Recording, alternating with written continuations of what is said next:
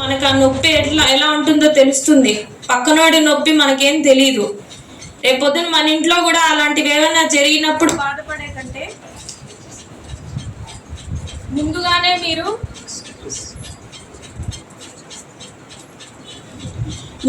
మీరు అంటే prevention is better than cure అంటారు కదా. ప్రివెంట్ చేయగలిగితే తర్వాత ఏదైనా ప్రమాదం వచ్చినప్పుడు బాధపడే అవసరం లేకుండా ఉంటుంది. దయచేసి ఇక్కడ ఉన్న ప్రిన్సిపల్స్, హెడ్ మాస్టర్స్ వెంటనే పేరెంట్స్ వీటి ఒక అవేర్నెస్ లాగా ఒక ఇన్స్ట్రక్షన్స్ ఇవ్వండి. మాకు పోలీస్ వారు ఇచ్చిన ఇన్స్ట్రక్షన్స్ ప్రకారము ఎవరైనా పరిమితికి మించి ఆటోల్లో వాళ్ళ స్కూల్ పిల్లల్ని పంపిస్తే ఏదైనా జరగనాని ప్రమాదం జరిగితే వాళ్ళే దానికి మూల్యం చెల్లించుకోవాల్సి ఉంటుందని మీరు కరాఖండిగా చెప్పండి పిల్లల పేరెంట్స్కి.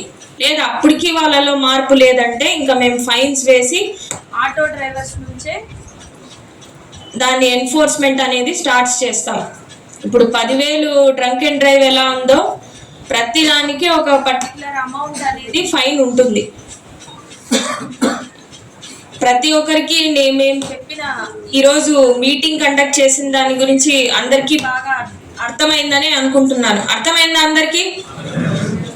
ఇంకేదన్నా చూడండి, మీరు ఓవర్ టైం చేస్తే మీరు డబ్బులు సంపాదించుకోవచ్చు, ఓవర్ టైం నైట్ చేయొచ్చు, ఇంకేదైనా చేయొచ్చు. కానీ దానికి మార్గం ఒకటే కాదు.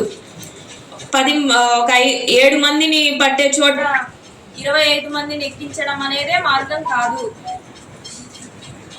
ఏవి అదర్ సోర్సెస్ ఉన్నాయి అనేది మీరే దాన్ని సెర్చ్ చేయాలి. అంతేగాని ఎక్కువ మందిని వేసేసుకుంటే మాత్రం పోలీసులు చూస్తూ అయితే ఊరికే ఉండరు. ఈ రోజు నుండే మా స్పెషల్ డ్రైవ్ స్టార్ట్ అవుతుంది. డ్రంక్ అండ్ డ్రైవ్ కావచ్చు, ఓవర్లోడ్ వెహికల్స్ కావచ్చు, అది స్కూల్ పిల్లలే కాదు లేబర్స్ కూడా, ప్రతి ఒక్కరికి ఇది ఎన్ఫోర్స్మెంట్ అనేది ఈ రోజు నుండి స్టార్ట్ అవుతుంది. ఇది మనసులో పెట్టుకొని మేము చెప్పినట్లు మీరు ముందే పాటిస్తే మంచిది.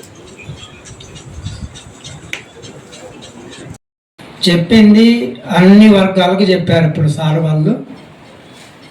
అంటే పాఠశాల యాజమాన్యం నుండి తల్లిదండ్రుల వరకు. అయితే అన్నీ మనం డ్రైవింగ్ ఫీల్డ్లో ఉన్నటువంటి కొంతమంది మనం 2 రకాలుగా ఆలోచిస్తామండి. చదువుకున్న వాళ్ళు మాకు తెలుసులే అంటాం. చదువు సరిగా అన్నటువంటి వాళ్ళు మాకు అప్పుడే చెప్పినారులే అంటారు. అవి 2 కరెక్టే, అనే మనం చేస్తున్నామా అనేది ఇంపార్టెంట్. మన శరీరంలో అన్ని భాగాలు ఉన్నాయి, అన్ని భాగాలతో తయారైంది శరీరం. ప్రాణం ఉంటేనే దీనికి విలువ, దీని పని ఇది చేస్తుంది. వెహికల్ అంతే, ఆ ప్రాణమే మన దగ్గర ఉన్నటువంటి ఆర్సీ కావచ్చు, తర్వాత బండికి సంబంధించినటువంటి ఇన్సూరెన్స్ కావచ్చు, రోడ్ ట్యాక్స్ కావచ్చు. ఆ ప్రాణం అంతా ఉన్నప్పుడే అది రోడ్డు పైన తిరగడానికి ఖచ్చితంగా జైలు శిక్ష అయితే అనుభవించాల్సిందే. జైలుకి వెళ్తారా డబ్బులు కడతారనే ఉంటుంది. మేము జైలుకి కూడా పోతాం, మేము ఇట్లే ఉంటామంటే ఇంకా అది మీ ఇష్టం. మేము ఎందుకు తాగిన బండి నడపద్దు అంటున్నామంటే అది కూడా మీ సేఫ్టీ గురించే.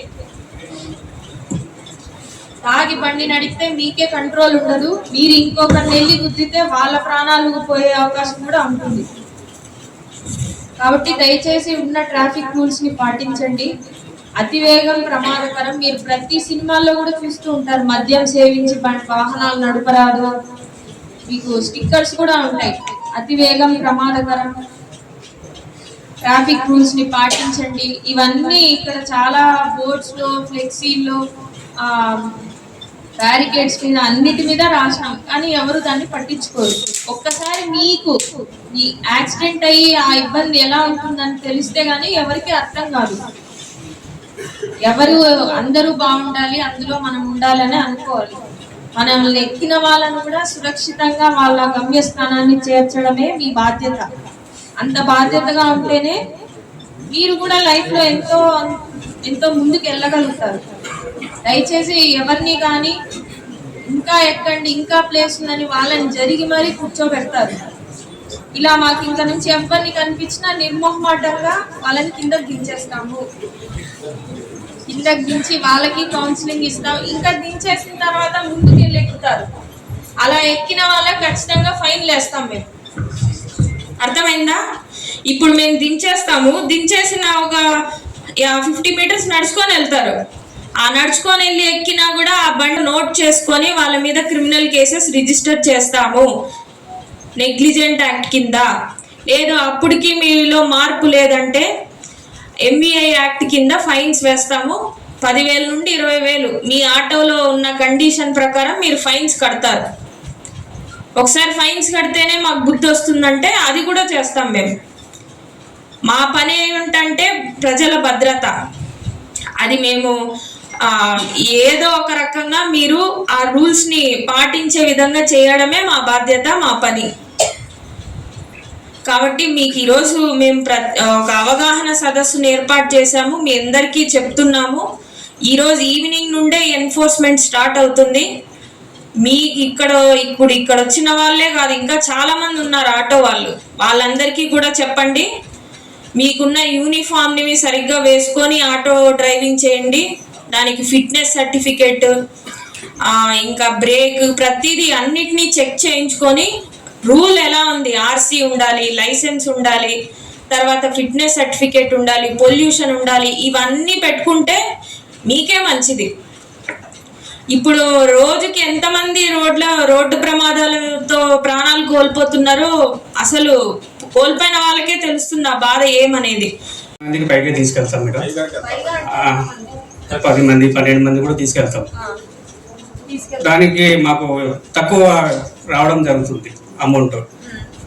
దాన్ని కొంచెం మీరు క్రియేషన్ చేయండి. అది మాకు కొంచెం ఎక్కువ ఇప్పిస్తే మేము కూడా అంత తక్కువ తీసుకెళ్ళడానికి ప్రయత్నం చేస్తాం మేడం. పేరెంట్స్కి చెప్పగలం. పేరెంట్స్కి చెప్పాలి కదా మేడం. ఇప్పుడు మాకు 500 కంటే ఎక్కువ ఇవ్వట్లేదు ఒక బాబు. మాకు 1500తో మేము నెలంతా నడపాలంటే మాకు కూడా కష్టం అవుతుంది. అది కూడా మీరు ఉద్దేశించి దాన్ని పేరెంట్స్కి చెప్పాల్సిందిగా కోరుతున్నాం. ఇంకా మాకు డబ్బులు తక్కువ వస్తుంది, మేము ఇంతమందినే వేస్తే కానీ మాకు గిట్టుబాటు అవ్వదంటే, సిటీలో ఎక్కడైనా చూసారా ఇంతమందిని ఎక్కించినట్టు? హైదరాబాద్లో కానీ చూసారా మీరు? చూసినారా సిటీలో? సిటీ అంటే హైదరాబాద్ కానీ బెంగళూరు కానీ ఇట్లా ఒకే షేర్ ఆటోలో ఒక 20 మంది 23 మందిని ఎక్కించడం చూసారా? మీరు చూస్తే తెలుస్తుంది అక్కడ రూల్స్ ఎలా ఉంటాయని. రూల్స్ ఎందుకున్నాయంటే మీరు రూల్స్ని పాటించకపోతే దాన్ని పాటించేటట్లు చేసే బాధ్యత కూడా పోలీసులది, ట్రాన్స్పోర్ట్ అధికారులది. అనవసరంగా మేము ఫైన్లు వేసి మీ కడుపుని కొట్టాలి అని మా ఉద్దేశం అయితే కాదు. అట్లీస్ట్ మేము ఫైన్లు వేస్తేనే ఇంకోసారి భయపడి ఆ పని చేయకుండా ఉంటారనేదే మా ఉద్దేశం. ఎందుకంటే ఎవరికైనా ఇప్పుడు లైసెన్స్ లేదు అని ఫైన్ వేసినప్పుడు అది 500 అవ్వచ్చు, కానీ 500 కూడా లేని వాడికి తెలుస్తుంది 500 ఎలా కట్టాలి అని. ఇప్పుడు డ్రంక్ అండ్ డ్రైవ్ తో మాకు పట్టుబడితే 10,000 జరిమానా. ఇన్ కేస్ ఆ 10,000 కట్టలేనప్పుడు జైలు శిక్ష కూడా ఉంది. 10,000 ఎన్ని రోజులు పడుతుంది మీకు సంపాదించడానికి? ఎవరో ఒకరు ఆటో డ్రైవర్ చెప్పండి. ఒక నెల పడుతుందా? నెల. కానీ మీరు ఒక్కసారి తాగేసి బండి నడిపి మాకు కానీ దొరికితే ఆ 10,000 కట్టాల్సి వస్తుంది. లేదు మీరు కట్టలేని పరిస్థితిలో మనం ఎంత తీవ్రంగా బాధపడినా, ఎంత డబ్బులు ఆటోలో మనకు రిజిస్ట్రేషన్ సర్టిఫికేట్ మేరకు ప్రయాణించడానికి అవకాశం కల్పించాలి.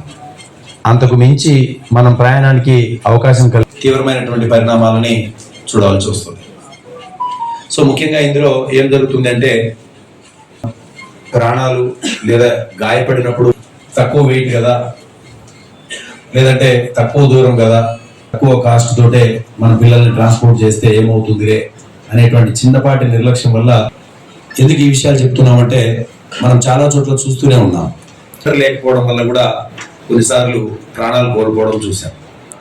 మీరు గమనించారు లేదో, ఇటీవల ఒక 1 month బ్యాక్ అనుకుంటా ఆలగడ్డలో ఫస్ట్ డే అమ్మాయి స్కూల్కి వెళ్ళింది, చిన్న పాప.